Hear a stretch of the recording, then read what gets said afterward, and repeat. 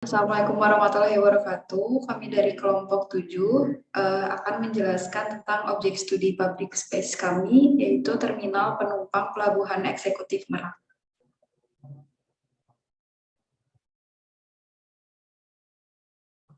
Dari latar belakang, Indonesia merupakan negara agraris yang terdiri dari banyak kepulauan yang tersebar di seluruh dan menjadikan Indonesia sebagai negara kepulauan terbesar di dunia.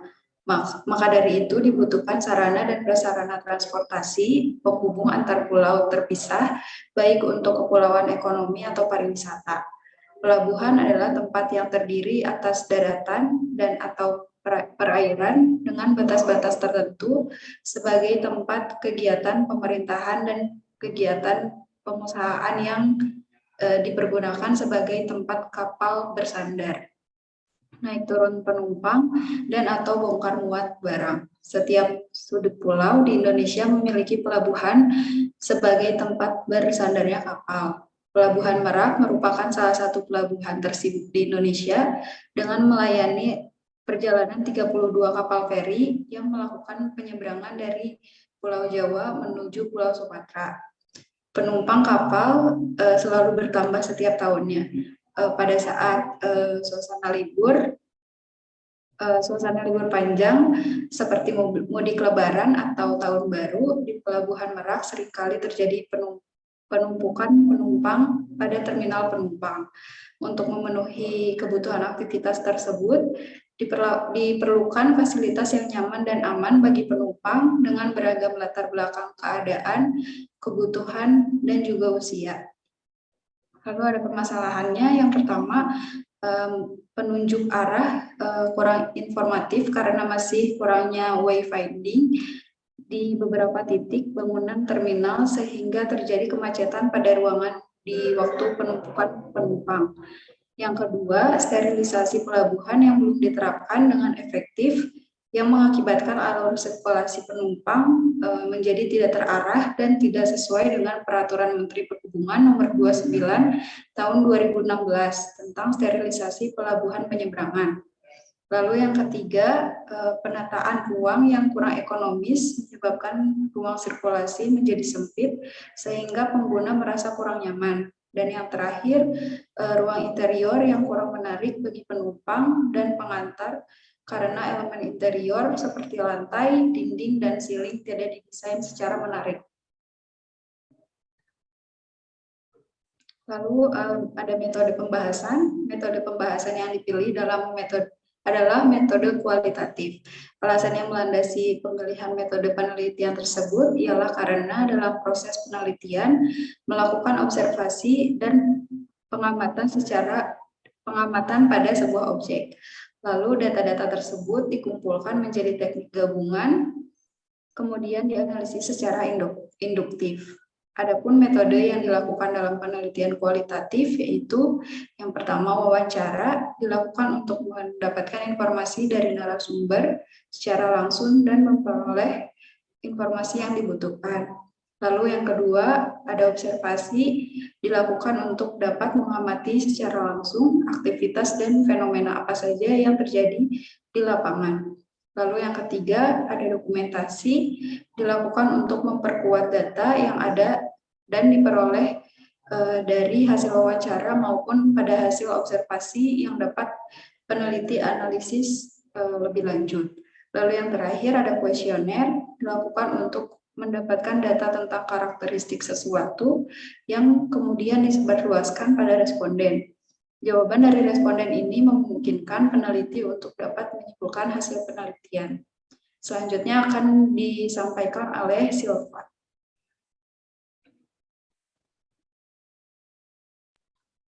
Selanjutnya yaitu studi literatur. Ruang gerak pada terminal penumpang diperhatikan dengan menghitung keperluan ruang gerak penumpang yang membawa barang bawaan. Standar pelayanan terbagi menjadi dua, yaitu standar pelayanan penumpang di pelabuhan penyeberangan dan standar pelayanan penumpang di kapal angkut penyeberangan. Pada perancangan ini, pedoman standarisasi mengacu kepada standar pelayanan penumpang di pelabuhan penyeberangan. Pada area pusat informasi, meja informasi menjadi salah satu fasilitas penting dalam standar pelayanan penumpang di pelabuhan. Hubungan antara permukaan kerja dengan tinggi duduk merupakan pedoman kunci. Selain itu, pertimbangan antropometri lainnya adalah tinggi mata dengan tinggi duduk normal. Fasilitas ruang tunggu penumpang berfungsi sebagai tempat menunggu bagi penumpang sebelum atau sesudah melakukan check-in yang dapat berada di ruang tertutup atau terbuka. Ruang tunggu penumpang juga dapat berada pada area kedatangan. Luasan minimum bagi satu orang adalah 0,6 meter persegi, dan area bersih tidak berbau yang berasal dari dalam area terminal penumpang. Ruang tunggu penumpang tidak hanya berupa kursi memanjang, melainkan dapat berupa sofa atau kursi lainnya. Loket. Loket merupakan layanan kehandalan untuk memudahkan penumpang mendapatkan tiket. Penjualan tiket secara online dan mesin pencetakan tiket kapal dengan waktu pencetakan tiket maksimum 5 menit per orang wajib disediakan oleh pengelola untuk mengurangi antrian pada loket. Next. Objek atau studi kasus berlokasi di lokasi terminal penumpang Pelabuhan Eksekutif Merak terletak di Jalan Raya Pelabuhan Merak, Gerem, Pulau Merak, Kota Cilegon, Banten. Lokasi Pelabuhan Merak terletak 20 km dari Kota Serang, 10 km dari Kota Cilegon, 15 mil dari Bakauheni, 150 km dari Kota Jakarta, dan 389 km dari Bandung. Batas-batas tapak Pelabuhan Merak adalah di bagian timur, jalan raya yang menghubungkan Kota Cilegon dengan Pertamina Petroleum Basa di Serpong.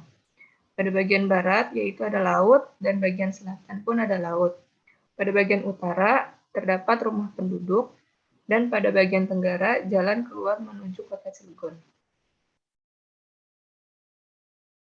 Analisa site, Pelabuhan Penyeberangan Merak berada di Jalan Pelabuhan Merak nomor 1, Taman Sari, Kecamatan Pulau Merak, Kota Cilegon, Banten. Analisis matahari, bangunan terminal penumpang Pelabuhan Eksekutif Merak memiliki orientasi lobi kedatangan dan keberangkatan menuju ke selatan, sedangkan ruang tunggu kedatangan dan keberangkatan menuju ke timur mengarah pada dermaga yang bertujuan mengatur alur sirkulasi penumpang agar lebih mudah. Selanjutnya akan dijelaskan oleh Rika Satir.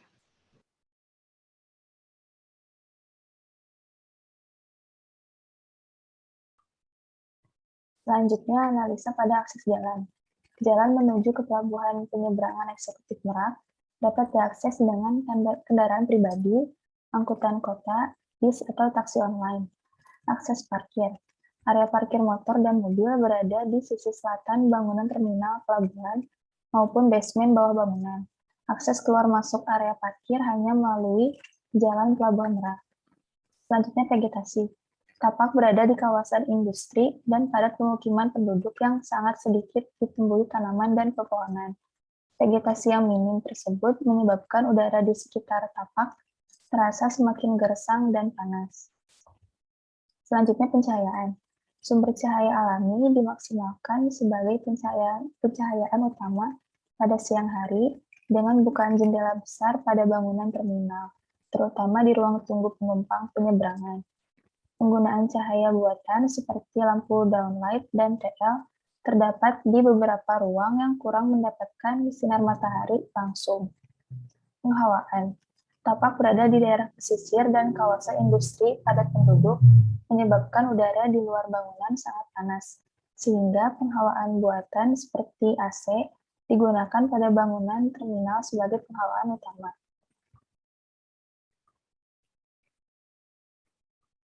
Selanjutnya, analisa kebisingan. Site tidak langsung berseberangan dengan jalan raya, sehingga suara bising jalan raya tidak mengganggu. Suara bising berasal dari suara trompet kapal yang akan bersandar maupun yang akan berangkat. Selanjutnya, suasana. Suasana site yang berada di pesisir pantai membuat suasana lebih panas dibanding dengan dataran lain. Panas matahari dapat berpengaruh terhadap suasana dan kondisi ruang yang terkena paparan sinar matahari secara langsung. Dengan demikian, perlu perawatan khusus terhadap ruang-ruang tertentu. Yang terakhir, kesimpulan, Pelabuhan Merak merupakan pelabuhan penyeberangan yang berlokasi di Pulau Merak, Kota Cilegon, Banten yang menghubungkan Pulau Jawa dengan Pulau Sumatera yang dipisahkan oleh Selat Sunda dan Gunung Krakatau. Pelabuhan penyeberangan Merak menjadi pelabuhan utama yang melayani penyeberangan dari Merak menuju Bakauheni dan sebaliknya. Pelabuhan eksekutif Merak ini memiliki luas lahan 15 hektar dan memiliki luas bangunan 7.200 meter persegi yang terdiri dari 2 lantai. Sekian yang dapat kami jelaskan. Mohon maaf bila ada kesalahan. Wassalamualaikum warahmatullahi wabarakatuh.